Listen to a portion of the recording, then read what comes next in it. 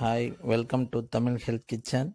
வாங்க, இன்றைக்கி திண்டுக்கல் பீஃப் பிரியாணி 10 நிமிஷத்தில் எப்படி செய்கிறதுன்னு பார்ப்போம். இதுக்கு தேவையான பொருள்: ஒரு 800 கிராம் வெங்காயம், 400 கிராம் தக்காளி, ஒரு 2 எலுமிச்சப்பழம். இதில் முக்கியமான திங்ஸே இந்த காமிக்கிற பாருங்க, இந்த பொருள் தான். பட்டை மிளகாய், மிளகு, நெச்சீரகம், பட்டை, நட்சத்திரப்பூ, கிராம்லாம் எடுத்து வச்சுருக்கேன். மல்லி, பெருஞ்சீரகம் எடுத்து வச்சுருக்கிறேன். இதை எல்லாத்தையும் வறுத்து எடுத்து வச்சுருக்கிறேன். அது மாதிரி நீங்களும் ஒரு சட்டியில் போட்டு வறுத்துங்க. இந்த மாதிரி பவுடராக அரைச்சி எடுத்துங்க. மிக்சியில் ஒரு ஜாரில் வச்சுருக்கிறேன். இது இல்லாமல் கொத்தமல்லி, புதினா ஒரு கொத்து. வாங்க எப்படி செய்கிறதுன்னு பார்ப்போம். எண்ணெய் போட்டு இப்போ காய வச்சுருக்கிறேன். ஒரு இப்போ குக்கர் எடுத்துக்கங்க. அது எண்ணெய் காஞ்ச பிறகு ஆனியனை போடுங்க. ஆனியனை போட்ட பிறகு நல்ல ஒரு பொன்னிறமாக வறுத்துக்குங்க. இதை எப்படி வறுத்துக்கிறதுன்னு காமிக்கிறேன். ஃபஸ்ட்டு ஆனியன், எண்ணெய் காய வச்சுட்டோம், ஆனியன் போடுறோம். இதை பொன்னிறமாக வறுக்க போகிறோம். இப்போ பாருங்கள், நல்லது. இந்த மாதிரி பொன்னிறமாக வறுத்துங்க. அதில் 1/2 டீஸ்பூன் மஞ்சத்தூள் சேர்க்குறேன்.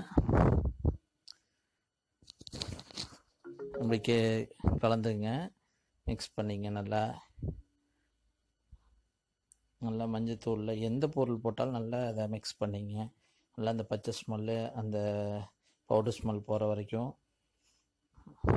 அடுத்தது இஞ்சி பூண்டு பேஸ்ட்டு.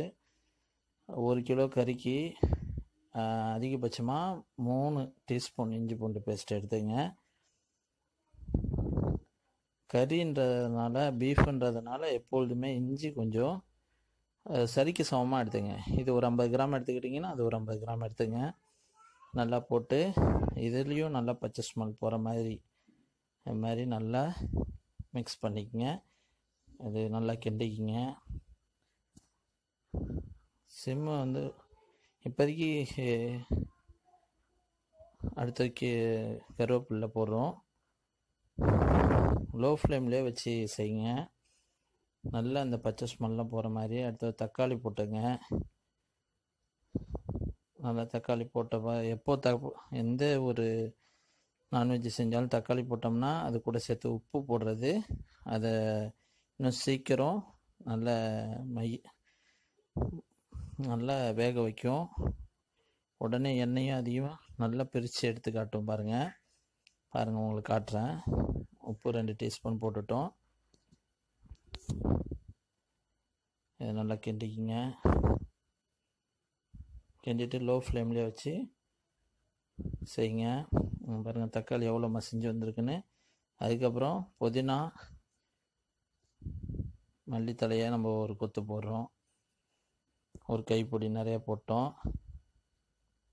இது எந்த அளவுக்கு எடுத்துக்கிறோமோ அந்த அளவுக்கு டேஸ்ட்டாக இருக்கும். புதினா மட்டும் மேக்ஸிமம் 1 கிலோவுக்கு ஒரு கைப்பிடி போதும். என்ன 1 கிலோ பீஃப் தான் எடுத்துருக்கிறேன். இது கடைக்கு வியாபாரத்துக்கு செய்கிறவங்களுக்கும் இந்த மாடல் பெஸ்ட்டு. ஒரு கலர்லாம் இதில் நம்ம கலர் பவுடர்லாம் நம்ம போட போகிறதில்ல. அதுக்கப்புறம் புதினா நல்லா மிக்ஸ் ஆன பிறகு 1 கப் தயிர் ஊற்றுறோம். பாருங்கள், 1 கப்பு தயிர். அதுக்கப்புறம் ஒரு 1/2 எலுமிச்சப்பழம். முழு எலுமிச்சப்பழம் எடுத்துடணும். அதை இப்போ 1/2 எலுமிச்சப்பழம் சேர்க்குறோம். நல்லா மிக்ஸ் பண்ணிக்கங்க. இப்போ நம்ம எடுத்து வச்சுருந்தோம்ல, இந்த மிக்சியில் அரைச்சி வச்சுருந்தோம்ல பவுடர், பட்டை மிளகாய், மிளகு, நச்சீரகம்லாம் போட்டு அந்த பவுடர் எல்லாத்தையும் கலந்துக்கிறோம். இப்போ இதை போடுறதுனால என்ன நம்மளுக்கு பெனிஃபிட்னா, நம்ம தேவையில்லாமல் கலர் பவுடர் போடுறதில்ல. பிரியாணி சாப்பிட்டா சில பேர்த்துக்கு ரொம்ப தண்ணி தாகமாக எடுக்கும், மூஞ்சில் அடித்த மாதிரி அப்படியே திகட்டின மாதிரி இருக்கும். அது மாதிரிலாம் இருக்காது, சூப்பராக இருக்கும். நீங்கள் ஒரு வாட்டி செஞ்சு பாருங்கள். செஞ்சுட்டு கமெண்டில் எப்படி இருக்குன்னு சொல்லுங்கள். பிடிச்சிருந்தால் லைக் பண்ணுங்கள், சப்ஸ்கிரைப் பண்ணுங்கள். இதுக்கப்புறம் நல்லா அந்த பவுடரை போட்டு நல்லா வெந்து அது மாதிரி எண்ணெய்லாம் பிரிஞ்சு வந்த பிறகு 1 கிலோ கறியை போட்டு நம்ம நல்லா இதோட மிக்ஸ் பண்ணி விடுவோம். இதோடையே நல்லா மிக்ஸ் பண்ணி விட்டு பாருங்க, நல்லா மிக்ஸ் பண்ணி விட்டு இதுமாரி ஒரு தட்டை போட்டு மூடி வச்சுருங்க. கொஞ்சம் நேரம் லோ ஃப்ளேம்லேயே வைங்க. பாருங்கள், நல்லா அதில் கறியில் நல்லா அந்த சாரெலாம் இறங்கிடுச்சு. இப்போது இது நல்லா கொஞ்சம் ரஃப்பான பெரிய மாடுன்றதுனால கறி கொஞ்சம் ரஃப்பாக இருக்கும்.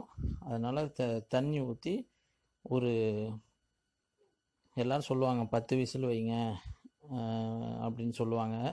நான் இதில் 20 விசில் வைக்க சொல்கிறேன். நம்ம தான் பஞ்சு போல் நல்லா வெந்து வரும், சூப்பராக இருக்கும். 20 விசில் வச்சிங்க. இதுமாதிரி தண்ணி ஊற்றி ஒரு 6 லிட்ரு தண்ணி ஊற்றிக்கிட்டேன். கறி தண்ணி விடும் ஆல்ரெடி. ஒரு 20 விசில் அதுமாரி நல்லா தண்ணி ஊற்றி கிண்டி விட்டுட்டு, இப்போது இதுமாரி பாக்கி 6 எலுமிச்சை பழத்தை அதுமாரி விதையெல்லாம் எடுத்துகிட்டு புழிஞ்சு விட்டுங்க. அதை குக்கரில் போட்டு நல்லா மூடி ஒரு 20 விசில் வச்சு விட்ருங்க.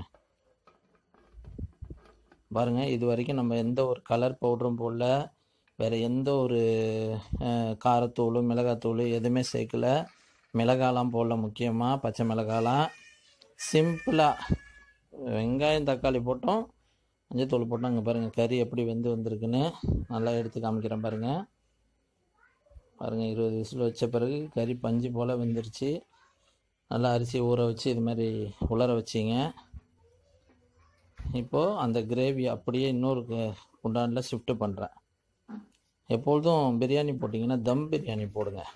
ஏன்னா உங்களுக்கு இப்போது சில பேருக்குலாம் பிரியாணி குண்டான்லாம் இருக்காது. அதனால தான் இந்த இருக்கிற குண்டானை வச்சு நான் காமிக்கிறேன். என்கிட்ட பிரியாணி குண்டான் இல்லையான்னு கேட்டால் என்கிட்ட பிரியாணி குண்டான் இருக்குது. அந்த பிரியாணி பாத்திரம் மூடியை தான் நான் அதை வச்சு மூடி காமிக்கிறேன். அதனால் பிரியாணி பாத்திரம் என்கிட்ட இருக்குது. நிறைய பேர்கிட்ட பிரியாணி பாத்திரம் இருக்காது, ரொம்ப ஏழையாக இருக்கவங்கள்ட்ட. அதனால் எந்த பாத்திரத்தில் வேணாலும் பிரியாணி போடலான்னு தான் அப்படி செஞ்சு காமிச்சிருக்கேன். அப்படி முக்கால் பாதம் வெந்து வந்த பிறகு அதுமாரி எடுத்து தம் போட்டுருங்க. ஒரு தோசைக்கல்லை நல்லா சுட வச்சு பாருங்கள், அப்படியே ஹீட் பண்ணி அடியில் வச்சுட்டோம்.